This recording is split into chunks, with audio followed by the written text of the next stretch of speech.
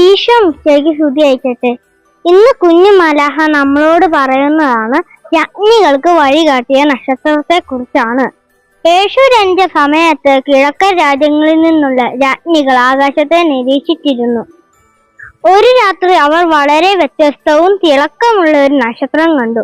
അത് യഹൂദന്മാർക്ക് പുതിയ രാജാവ് ജനിച്ചിരിക്കുന്നു എന്ന അടയാളമാണെന്ന് അവർ തിരിച്ചറിഞ്ഞു. രാജാവിനെ വണങ്ങാൻ അവർ ദീർഘയാത്രയ്ക്ക് പുറപ്പെട്ടു. നക്ഷത്രം അവരുടെ വഴികാട്ടിയായി മരുഭൂമി പർവ്വതം എല്ലാം കടന്ന് അവരെ നയിച്ചു.